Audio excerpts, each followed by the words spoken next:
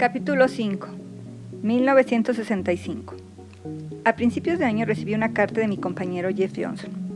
Tras nuestro encuentro casual en el Occidental College, le envié un par de Tiger de regalo, y ahora me escribía para decirme que se los había probado y había ido a correr con ellos. Le gustaban, añadía, le gustaban mucho. También a otros, la gente no dejaba de pararle por la calle, señalándole los pies y preguntándole dónde podía comprar esos tenis tan chulos. Después de que nos viéramos se había casado, me decía, y ya tenía un bebé de camino. De manera que estaba buscando formas de ganar un dinero extra aparte de su empleo como asistente social. Y aquellos tenis Tiger parecían tener más potencial que los Adidas. Yo le contesté y le ofrecí un puesto como vendedor a comisión, lo que significaba que le daría $1.75 por cada par de tenis para correr que vendiera y $2 por cada par de tenis de clavos. En ese momento estaba empezando a montar un equipo de representante de ventas a tiempo parcial y esa era la tarifa estándar que ofrecía. Él contestó de inmediato aceptando la oferta. A partir de ahí no cesamos de enviarnos cartas. Al contrario, nos mandábamos muchas más, en longitud y en frecuencia. Al principio eran de 2 páginas, luego de 4, luego de 8. Al principio llegaban cada pocos días. Luego empezaron a llegar cada vez más y antes, cayendo casi a diario por la boca del buzón como una cascada. Todas ellas con el mismo remitente. Apartado postal 492, Seal Beach, California, 90740. Hasta que empecé a preguntarme, santo Dios, ¿qué había hecho contratando a aquel chico? Me gustaba su energía, desde luego, y era difícil criticar su entusiasmo, pero comenzaba a preocuparme que pudiera tener un exceso de ambas cosas. Con la 20ª carta o la 21ª, empecé a temer que aquel hombre estuviera trastornado. Me preguntaba por qué todo era tan acelerado. Si alguna vez se le acabarían las cosas que con tanta urgencia tenía que decirme o consultarme. Me preguntaba si alguna vez se le acabarían los sellos. Al parecer, cada vez que se le ocurría alguna idea, la escribía y la metía en un sobre. Me escribía para contarme cuántos había vendido aquella semana. Me escribía para decirme cuántos Tiger había vendido aquel día.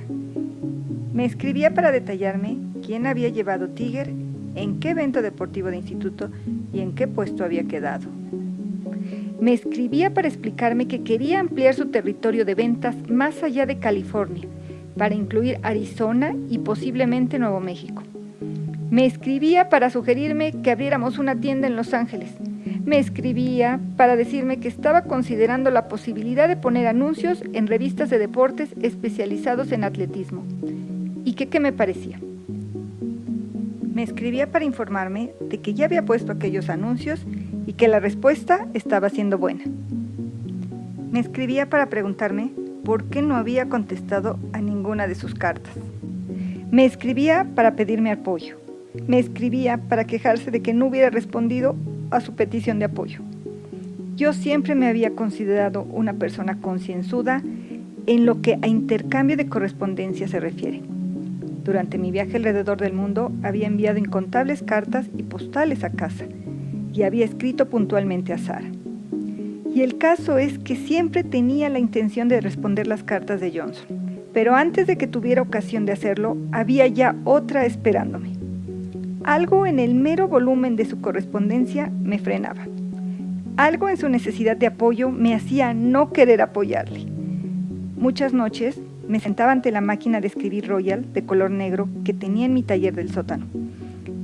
Metía una hoja de papel en el rodillo y tecleaba. Querido Jeff. Luego me quedaba en blanco. No sabía por dónde comenzar, por cuál de sus 50 preguntas empezar. De modo que me levantaba, me dedicaba a otras cosas y al día siguiente ya tenía otra carta más de Johnson, o 2. Pronto me encontraba con que llevaba 3 cartas de retraso, sufriendo el paralizante bloqueo del escritor. Le pedí a Jane que se encargara del archivo Johnson. Perfecto, me respondió. Al cabo de un mes me arrojó la carpeta, exasperada. No me paga suficiente, me dijo. En algún momento dejé de leer las cartas de Johnson de arriba abajo. Les echaba un vistazo por encima y con esto me enteré de que se dedicaba a vender los Tigers a tiempo parcial y los fines de semana, que había decidido conservar su empleo habitual como asistente social para el condado de Los Ángeles. Yo seguía sin explicármelo. Lo cierto es que no me parecía una persona sociable. De hecho, siempre me había dado la impresión de ser algo misántropo. Era una de las cosas que me gustaban de él. En abril de 1965 me escribió para decirme que había dejado su empleo habitual. Siempre lo había odiado, añadía, pero la gota que había colmado el vaso había sido una mujer con problemas del Valle de San Fernando. Le habían encargado que fuera a ver cómo se encontraba, ya que ésta había amenazado con suicidarse. Pero él la había telefoneado antes para preguntarle si de verdad iba a matarse ese día. De ser así, él no quería perder el tiempo ni gastar dinero en gasolina para ir al valle. Ni la mujer ni los superiores de Johnson vieron con buenos ojos su razonamiento, que consideraron un signo de que no le importaba su trabajo. Johnson estaba de acuerdo. No le importaba, y en aquel momento me escribía. Había comprendido quién era y cuál era su destino. No era la asistencia social. Él no estaba en este mundo para resolver los problemas de los demás. Prefería concentrarse en sus pies. En lo más profundo de su corazón, Johnson creía que los corredores son elegidos de Dios, que correr, si se hace bien, con el espíritu correcto y la forma apropiada, es un ejercicio místico que no tiene nada que envidiar a la meditación o el rezo, y en consecuencia se sentía llamado a ayudar a los corredores a alcanzar su nirvana. Yo había pasado una buena parte de mi vida entre corredores, pero nunca me había encontrado con aquella especie de romanticismo ingenuo. Ni siquiera el Chávez de los corredores Bowerman se mostraba tan piadoso con este deporte como el empleado a tiempo parcial número 2 de Blue Ribbon. De hecho, en 1965, correr no se consideraba siquiera un deporte. No era popular, ni impopular. Simplemente estaba ahí. Salir a correr 3 millas era algo que hacían los bichos raros, presumiblemente para quemar energía histérica. Correr por placer, correr para hacer ejercicio, correr por las endorfinas, correr para vivir más y mejor, era algo inaudito. La gente solía pararse a burlarse de los corredores. Los conductores reducían la velocidad y tocaban el claxon. ¡Cómprate un caballo!, gritaban, tirándole una lata de cerveza o de soda a la cabeza. A Johnson lo habían empapado muchas veces de Pepsi, y ahora quería cambiar eso. Ayudar a todos los corredores oprimidos del mundo, llevarles hacia la luz, envolverlos en una comunidad. Así que después de todo, a lo mejor sí era un asistente social, solo que él quería relacionarse únicamente con corredores. Pero, sobre todo, deseaba ganarse la vida haciendo eso, algo que en 1965 era casi imposible. A través de mí, de Blue Ribbon, quería encontrar el modo. Yo hice todo lo que pude para quitarle eso de la cabeza. A cada paso intentaba apagar el entusiasmo que sentía hacia mí y mi empresa. Además de no contestar a sus cartas, nunca le telefoneaba, nunca iba a verle, nunca lo invitaba a Oregon. Tampoco perdía la oportunidad de hacerle saber la cruda realidad. En una de mis esporádicas respuestas a sus cartas le dije, sin rodeos, aunque nuestro crecimiento ha sido bueno, debo $11,000 al First National Bank de Oregon. El flujo de efectivo es negativo. Él me contestó de inmediato, preguntándome si podía trabajar para mí a tiempo completo. Quiero poder vivir de los Tigers y además tendría la oportunidad de hacer otras cosas. Correr, aprender, por no hablar de ser mi propio jefe. Sacudí la cabeza. Le digo que Blue Ribbon se hunde como el Titanic y el tipo me responde pidiendo un camarote en primera clase. Bueno, si nos vamos a pique, cuantos más seamos, más nos reiremos, pensé. De modo que a finales del verano de 1965 escribí a Johnson aceptando su oferta de convertirse en el primer empleado a tiempo completo de Blue Ribbon. Negociamos su sueldo por correo. Como asistente social ganaba $460 al mes, pero me dijo que podía vivir con 400. Acepté a regañadientes. Me parecía desorbitado, pero Johnson era tan disperso, tan veleidoso y Blue Ribbon tan endeble que pensé que de una u otra forma aquello sería transitorio. Como siempre, el contador que había en mí veía el riesgo, mientras que el empresario veía la posibilidad, de manera que opté por la solución intermedia y seguí adelante. Luego me olvidé de Johnson por completo. En aquel momento tenía problemas más importantes. Mi banquero estaba molesto conmigo.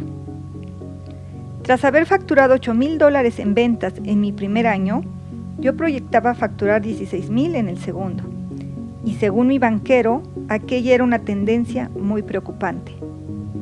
¿Un incremento del 100% de las ventas es preocupante?, le pregunté. Su ritmo de crecimiento es demasiado rápido para su patrimonio neto, me respondió. ¿Cómo puede crecer demasiado rápido una empresa tan pequeña? Si una empresa pequeña crece deprisa, incrementa su patrimonio neto. Es el mismo principio, independientemente del tamaño, me dijo. Crecer más allá de tu balance de situación es peligroso. La vida es crecimiento, le dije yo. La empresa es crecimiento. O creces o te mueres. ¿No es así como lo vemos nosotros? Por la misma razón, ¿podrían ustedes decirle a alguien que participa en una carrera que corre demasiado rápido? Eso es como comparar manzanas con naranjas. Su cabeza sí que está llena de manzanas y naranjas. Me habría gustado decirle. Para mí el asunto era de manual. Crecimiento de ventas, más rentabilidad, más potencial ilimitado, igual a empresa de calidad. Pero por entonces los bancos comerciales eran distintos de los bancos de inversión. Se centraban de forma miope en el saldo de caja. No querían que jamás crecieras por encima de este. Una y otra vez traté de explicarle amablemente a mi banquero el negocio del calzado. Si no sigo creciendo, le decía, no podré convencer a Onitsuka de que soy el mejor para distribuir sus tenis en el oeste. Y si no puedo convencerlo de que soy el mejor, encontrarán algún otro hombre, Marlboro, que lo haga por mí. Y todo eso sin tener en cuenta la batalla contra el mayor monstruo que hay allá afuera, Adidas. Mi banquero permanecía impasible. A diferencia de Atenea, él no admiraba la mirada de mi persuasión. Señor Knight, repetía una vez tras otra, tiene que reducir la marcha. No posee usted suficiente patrimonio neto para ese ritmo de crecimiento. Patrimonio neto. ¿Cómo empezaba a aborrecer ese término? Mi banquero no dejaba de repetírmelo, hasta que se convirtió en una musiquilla que no podía quitarme de la mente. Patrimonio neto. Lo oía mientras me cepillaba los dientes por la mañana. Patrimonio neto. Lo oía mientras alisaba mi almohada por la noche. Patrimonio neto. Llegué a un punto en que me negué incluso a pronunciarlo en voz alta, porque no era un término real, era jerga burocrática, un eufemismo para decir dinero constante y sonante, algo que no tenía. Deliberadamente, cualquier dólar que conseguía lo invertía de nuevo en el negocio. ¿Tan imprudente era eso? Para mí, tener saldo de caja ahí parado sin hacer nada no tenía sentido. Seguramente habría sido lo más cauteloso, conservador y prudente. Pero la cuneta estaba llena de empresarios cautelosos, conservadores y prudentes. Yo quería pisar el acelerador a fondo. De algún modo, reunión tras reunión, logré morderme la lengua. Acabé aceptando lo que me decían, pero luego hacía lo que me apetecía. Le hacía un nuevo pedido a Onitsuka por el doble del anterior y me presentaba en el banco con cara de inocente pidiendo una carta de crédito para cubrirlo. Mi banquero siempre se sobresaltaba. ¿Qué quiere cuánto? Y yo siempre fingía sobresaltarme de verle sobresaltado. Pensé que usted consideraría acertado. Le engatusaba, me arrastraba, negociaba y al final me concedía el préstamo. Cuando había vendido todos los tenis y devuelto íntegramente el préstamo, volvía a hacer lo mismo. Hacer un mega pedido a Onizuka por el doble del pedido anterior y luego ir al banco con mi mejor traje y una expresión angelical en el rostro. Mi banquero se llamaba Harry White, cincuentón, paternalista, con una voz que sonaba como un puñado de grava en una licuadora. Daba la impresión de que no le gustaba su profesión y, más concretamente, hacer tratos conmigo. A mí me heredó por omisión. El primero que tuve fue Ken Curry y cuando mi padre se negó a ser mi avalista, Curry le telefoneó de inmediato. Entre nosotros, Bill, si la empresa del chico se va a pique, tú seguirás respaldándole, ¿no? Ni hablar, le respondió mi padre. De modo que Curry decidió no tomar parte en aquella guerra interna entre padre e hijo. Me pasó a White. White era vicepresidente del First National, pero ese título resultaba engañoso. En realidad, no tenía mucho poder. Los jefes siempre estaban vigilándole, cuestionando sus decisiones, y el jefe entre dichos jefes era un tal Bob Wallace. Era este quien le complicaba la vida, y por consiguiente también a mí. Era Wallace quien hacía del patrimonio neto un fetiche y despreciaba el crecimiento. De complexión robusta, cara de matón y una sombra de barba tipo Nixon, Wallace era 10 años mayor que yo, pero de algún modo se creía el niño prodigio del banco. También estaba decidido a convertirse en el próximo presidente de la entidad y veía todos los riesgos de impago de créditos como el principal obstáculo entre él y dicho objetivo. Ni mucho menos le gustaba dar crédito a nadie, pero con mi balance general rondando siempre el cero, me veía como un eventual desastre siempre a punto de suceder. Una mala temporada, un descenso en las ventas y quebraría. El vestíbulo del banco de Wallace se llenaría de tenis no vendidos y el santo grial de la presidencia del banco se le escaparía de las manos. Igual que Sara en lo alto del monte Fuji, Wallace me veía como un rebelde, pero él no lo consideraba un elogio, y pensándolo bien, ella tampoco. Obviamente, Wallace no siempre me decía todo esto de forma directa, a menudo me lo transmitía a través de su intermediario White. Este último creía en mí y en Blue Ribbon, pero me decía constantemente, con un triste movimiento de la cabeza, que Wallace tomaba las decisiones, Wallace firmaba los cheques y Wallace no era fan de Phil Knight. A mí me parecía apropiado y revelador, y esperanzador, que White utilizara aquella palabra fan. Era un hombre alto, delgado, un antiguo atleta a quien le gustaba hablar de deporte. No resultaba sorprendente que nos pusiéramos de acuerdo. En cambio, Wallace daba la impresión de no haber puesto nunca el pie en un campo de deportes, a menos que fuera para embargar el equipamiento. Qué dulce satisfacción habría sido decir a Wallace por dónde podía meterse su patrimonio neto y luego salir hecho una furia y llevarme mi negocio a otra parte. Pero en 1965 no había ninguna otra parte. El First National era la única opción, y Wallace lo sabía. Por entonces, Oregon era más pequeño y solo tenía 2 bancos, el First National y el US Bank. Este último ya me había rechazado, de modo que si me echaban del primero estaba acabado. Asimismo, tampoco existía nada parecido al capital de riesgo. Un joven aspirante empresario tenía muy pocos sitios a donde acudir, y todos estos estaban custodiados por guardianes sin imaginación, reacios al riesgo. En otras palabras, banqueros. Wallace era la regla, no la excepción. Para complicarlo todo más, Onitsuka siempre se retrasaba en los envíos, lo que significaba menos tiempo para vender, lo que a su vez quería decir menos tiempo para ganar lo suficiente para devolver mi préstamo. Cuando me quejaba, Onitsuka no respondía. Cuando lo hacían, se mostraban incapaces de apreciar mi dilema. Una y otra vez les enviaba frenéticos telex preguntando por el paradero del último envío. Y en respuesta solía recibir otro telex que mostraba de manera desesperante que no habían entendido nada.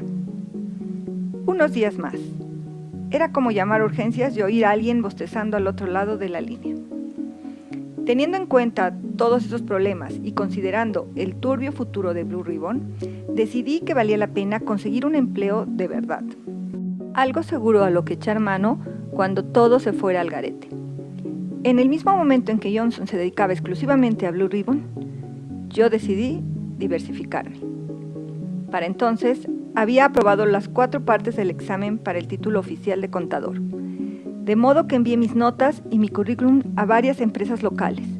Me entrevistaron en 3 o 4 y me contrataron en Pricewaterhouse. Me gustara o no, era de manera oficial e irrevocable un oficinista con gafete. En la declaración de la renta de aquel año, ya no constaba como autónomo, propietario de negocio o empresario. Se me identificaba como Philip Knight, contador. La mayoría de los días no me importaba. Para empezar, invertía una parte sustanciosa de mi sueldo en la cuenta de Blue Ribbon, a fin de aumentar mi precioso patrimonio neto e incrementar el saldo de la empresa. Además, y a diferencia de Libran, la filial en Portland de Pricewaterhouse, era una empresa de tamaño medio. Tenía una plantilla de unos 30 contadores, frente a los 4 de Libran, lo que la hacía más apropiada para mí. También el trabajo me convenía más. Pricewaterhouse contaba con una gran variedad de clientes, una mezcla de interesantes empresas nacientes y firmas ya establecidas, que en conjunto vendían todo lo imaginable: madera, agua, electricidad, comida. Auditando a aquellas empresas, hurgando en sus entrañas, desmontándolas y volviéndolas a montar, también aprendía cómo sobrevivían o no, cómo vendían o no, cómo se metían en problemas y cómo salían de ellos. Tomaba detalladas notas acerca de qué movía las empresas y qué las hacía quebrar. Una y otra vez me daba cuenta de que la falta de patrimonio neto era una de las principales causas de quiebra. Los contadores trabajaban generalmente en grupos y el equipo A estaba dirigido por Delbert Heiss, el mejor contador de la oficina y con mucho el personaje más llamativo. Con su 1,88 m de estatura y sus 136 kilos de peso, la mayoría de ellos embutidos como una salchicha en un traje de poliéster barato. Heiss poseía un gran talento, ingenio, pasión y un apetito voraz. Nada le resultaba más placentero que devorar un buen bocadillo y vaciar una botella de vodka, a menos que hiciera ambas cosas mientras estudiaba una hoja de cálculo. Le gustaba el humo tanto como esto, lloviera o tronara. Él necesitaba que el humo atravesara sus pulmones y sus fosas nasales. Se fumaba al menos 2 paquetes al día. Ya había conocido antes a otros contadores que sabían de números, que se les daban bien, pero él había nacido para eso. En una columna de 4, 9 y 12, por lo demás anódina, él era capaz de discernir los elementos puros de la belleza. Miraba los números del mismo modo que el poeta mira las nubes o el geólogo las rocas. Podía extraer de ellos cantos rapsódicos, verdades universales. Y misteriosas predicciones. Podía usar los números para predecir el futuro.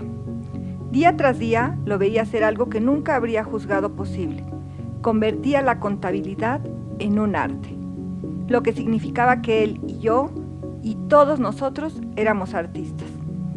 Era una idea maravillosa, una idea ennoblecedora, algo que a mí nunca se me habría ocurrido.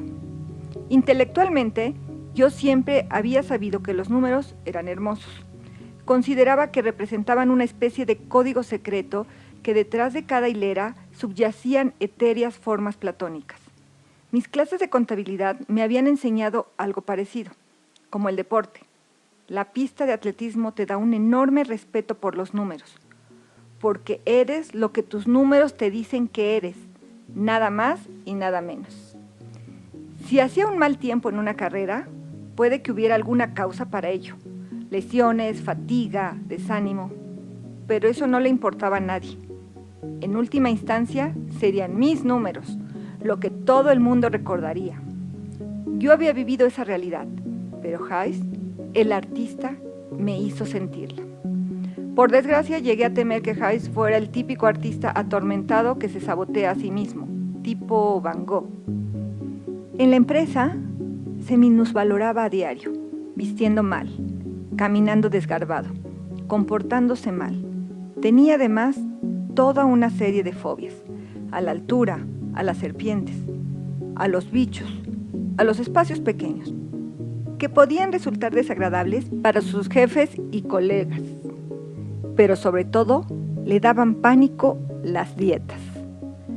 Pricewaterhouse lo habría hecho socio sin la menor vacilación, pese a sus numerosos vicios, pero la empresa no podía pasar por alto su peso. No podía permitirse un socio de 136 kilos. Era más que probable que fuera ese desgraciado hecho el que le hacía ya de entrada comer tanto. Fuera cual fuese la razón, el caso es que comía mucho. En 1965 bebía tanto como comía, que ya es decir, y se negaba a hacerlo solo. Cuando llegaba la hora de salir, insistía en que todos sus auxiliares de contabilidad se unieran a él. Mientras bebía, hablaba sin parar, y algunos de los otros contadores le llamaban Tío Remus, pero yo no lo hice nunca. Nunca hice el menor gesto de fastidio ante las interminables peroratas que contaba. Cada una de sus historias contenía alguna joya de sabiduría sobre el mundo de los negocios, que hace que las empresas funcionen, que eran realmente los libros de contabilidad de una empresa. De manera que muchas noches, por mi propio pie y hasta con entusiasmo, iba a algún garito de Portland y me unía a él, una ronda tras otra, un trago tras otro. Por la mañana me despertaba encontrándome peor de lo que me había sentido en aquella hamaca de Calcuta. Y necesitaba toda mi autodisciplina para resultar de alguna utilidad en Pricewaterhouse. No ayudaba en nada el hecho de que, cuando no era un soldado de infantería en el ejército de Hayes, siguiera sirviendo en la reserva. Los martes por la noche, de 7 a 10, tenía que activar un interruptor en mi cerebro y convertirme en el teniente primero Knight. Mi unidad estaba integrada por estibadores y a menudo nos desplegaban en la zona de almacenaje del puerto, a unos cuantos campos de fútbol de distancia del depósito a donde iba a recoger mis envíos de Onitsuka. La mayoría de las noches, mis hombres y yo cargábamos y descargábamos barcos y nos ocupábamos del mantenimiento de los jeeps y camiones. Entrenábamos muchas noches, flexiones en suelo, flexiones en barra, abdominales, carreras. Recuerdo que una vez guié a mi compañía en una carrera de 4 millas. Tenía que sudar el exceso de bebida de una juerga con Hayes, de manera que le imprimí un ritmo endiablado y poco a poco lo fui aumentando aún más, con lo que tanto mis hombres como yo nos quedamos hechos polvo. Después, oí por casualidad que un soldado jadeante le dijo a otro. Podía oír muy de cerca cómo el teniente Knight marcaba el ritmo. No le he oído tomar aliento ni una sola vez. Ese fue quizá mi único triunfo de 1965. En la reserva, algunos martes se destinaban a dar clase. Los instructores nos hablaban entonces de estrategia militar y a mí me resultaba fascinante. A menudo empezaban diseccionando alguna antigua batalla famosa, pero invariablemente se desviaban del tema para acabar hablando de Vietnam. El conflicto se estaba intensificando. Estados Unidos se veía atraído hacia él, de forma inexorable, como por un gigantesco imán. Uno de los instructores nos dijo que pusiéramos en orden nuestra vida y le diéramos un beso de despedida a nuestras mujeres y novias. Íbamos a estar ocupados muy pronto. Llegué a odiar aquella guerra, no solo porque la considerara mala, también me parecía una estupidez y un despilfarro. Detestaba la estupidez, el despilfarro, pero sobre todo, aquella guerra, más que otras, parecía estar gobernada por los mismos principios que mi banco. Luchar no para ganar, sino para no perder. Una infalible estrategia perdedora. Los demás soldados de mi unidad pensaban lo mismo. Tiene algo de sorprendente que en cuanto terminó la clase corriéramos a paso ligero al bar más cercano. Entre la reserva y Hayes no estaba seguro de que mi hígado llegara a 1966. De vez en cuando, Hayes se iba de viaje a visitar clientes por todo Oregón, y con frecuencia yo me encontraba formando parte de su espectáculo ambulante. Puede que yo fuera su favorito de entre todos sus auxiliares de contabilidad, pero desde luego lo era sobre todo cuando viajaba. Me caía bien, mucho, pero me alarmó descubrir que de viaje se soltaba la melena de verdad y, como siempre, esperaba que sus acólitos hicieran lo mismo. Nunca era suficiente con el mero hecho de beber con él. Exigía que le siguieras el ritmo gota a gota. Contaba las bebidas tan minuciosamente como el debe y el haber. A menudo decía que creía en el trabajo en equipo. Y si estabas en el suyo, por Dios, que más valía que te termines esa maldita bebida. 50 años después, todavía se me revuelve el estómago cuando pienso en el viaje que hice con él por Albany, Oregón, para llevar a cabo un proyecto de una empresa. Cada noche, después de cuadrar los números, nos metíamos en un pequeño casino en la periferia de la ciudad y nos quedábamos hasta el cierre. También recuerdo vagamente unos borrosos días en Walla Walla, haciendo un trabajo, al que le seguían unos tragos nocturnos en el City Club. Walla Walla era una ciudad seca, pero los bares esquivaban la ley autodenominándose clubs. Ser socio del City Club costaba $1 y Hayes era un miembro honorífico, hasta que yo me pasé de la raya y nos echaron a ambos. No recuerdo lo que hice, pero estoy seguro de que fue algo horrible. También estoy convencido de que no pude evitarlo. Por aquel entonces llevaba en la sangre un 50% de ginebra. Tengo algún vago recuerdo de vomitar en el coche de Hayes y de que él me pidió con gran amabilidad y paciencia que lo limpiara. De lo que sí me acuerdo con nitidez es de cuando, con el rostro enrojecido, manifestó su justa indignación por el trato del que yo había sido objeto, aunque la culpa fuera claramente mía, y renunció a su pertenencia al City Club.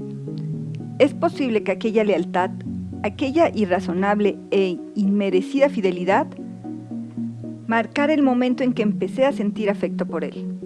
Yo admiraba al hombre que veía algo más profundo en los números, pero me encariñé con el que vio algo especial en mí. En uno de aquellos viajes, en una de nuestras conversaciones alcohólicas hasta altas horas de la noche, le hablé de Blue Ribbon. Él vio la promesa que entrañaba, pero también su final. Los números, me dijo, no mentían.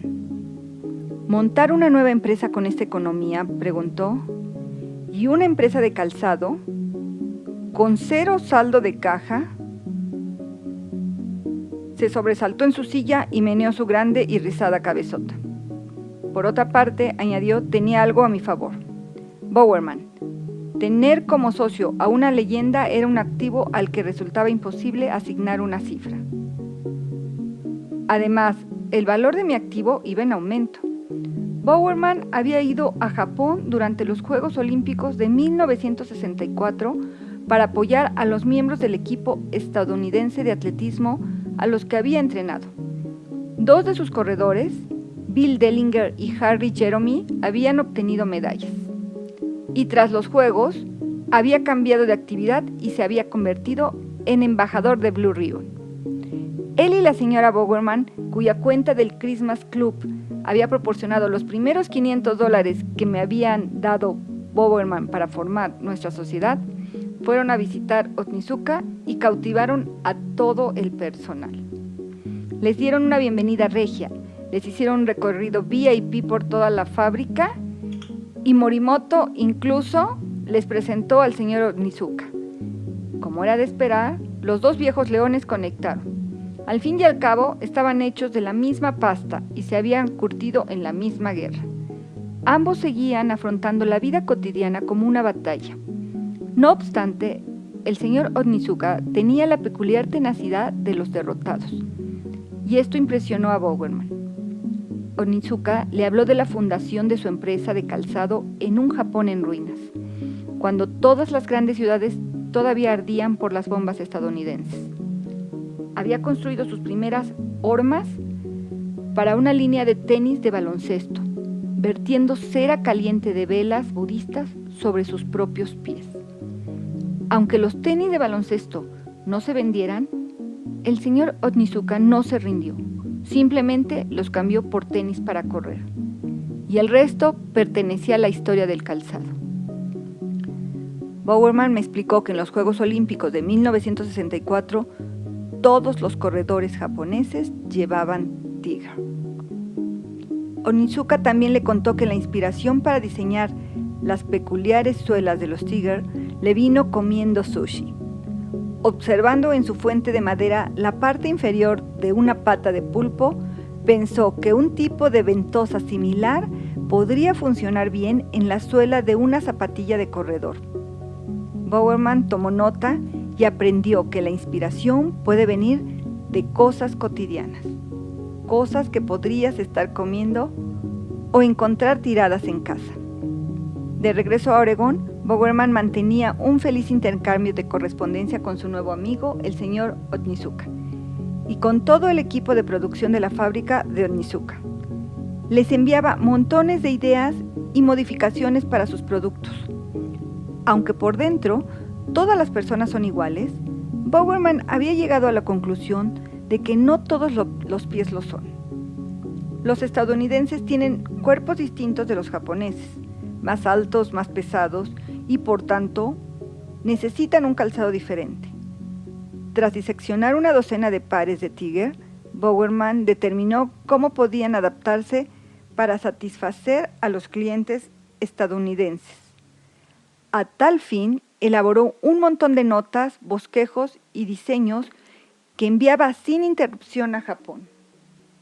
Por desgracia, también estaba descubriendo, como me había ocurrido a mí, que independientemente de lo bien que te llevaras en persona con el equipo de Onizuka, las cosas eran distintas en cuanto volvías a estar al otro lado del Pacífico.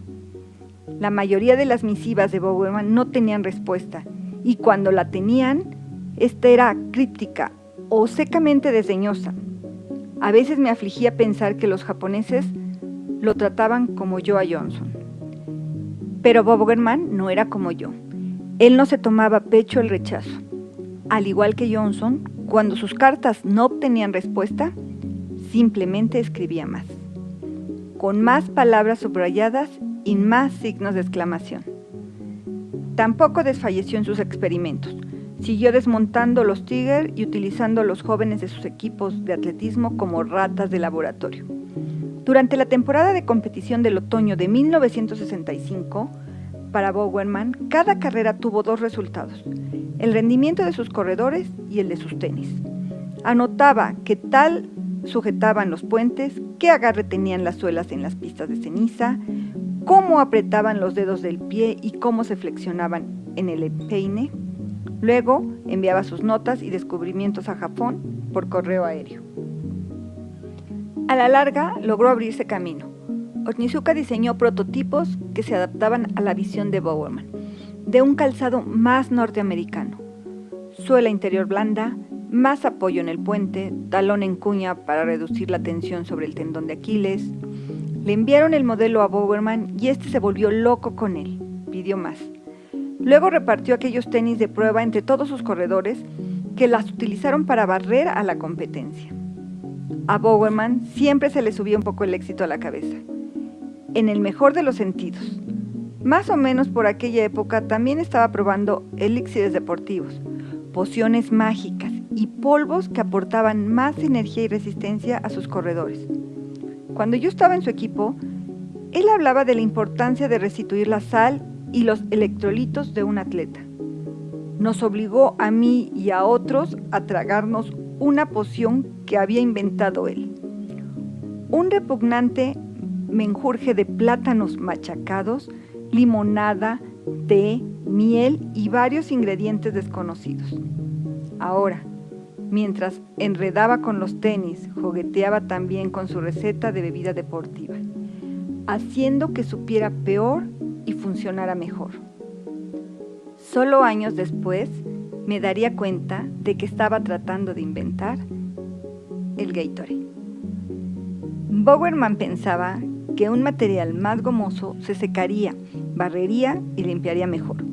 Consideraba asimismo que podría resultar más benévolo para los pies de sus corredores, de modo que se compró una hormigonera, la llenó de viejos neumáticos despedazados y productos químicos surtidos y pasó horas buscando la consistencia y la textura adecuada. Más de una vez se enfermó con virulencia por inhalar los vapores de sus brebajes de bruja. Tremendos dolores de cabeza, una pronunciada cojera, pérdida de visión. Esas fueron algunas de las duraderas consecuencias de su perfeccionismo. De nuevo, habrían de pasar años antes de que me diera cuenta de lo que realmente estaba haciendo Bowerman. Trataba de inventar el poliuretano. En cierta ocasión, le pregunté cómo lograba encajarlo todo en una jornada de 24 horas. Entrenar, viajar, hacer experimentos, sacar adelante una familia. Él gruñó como diciendo, eso no es nada. Luego me contó, en voz baja, que además de todo aquello, también estaba escribiendo un libro. ¿Un libro?, le pregunté. Sobre jogging, me dijo secamente. Bowerman siempre se quejaba de que la gente cometía el error de creer que solo los deportistas de élite que participaban en los Juegos Olímpicos eran atletas. Todo el mundo es un atleta, decía. Si tienes cuerpo, eres un atleta.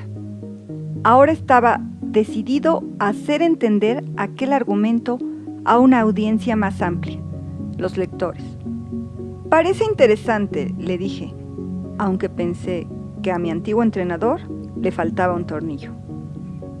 ¿Quién demonios iba a querer leer un libro sobre jogging?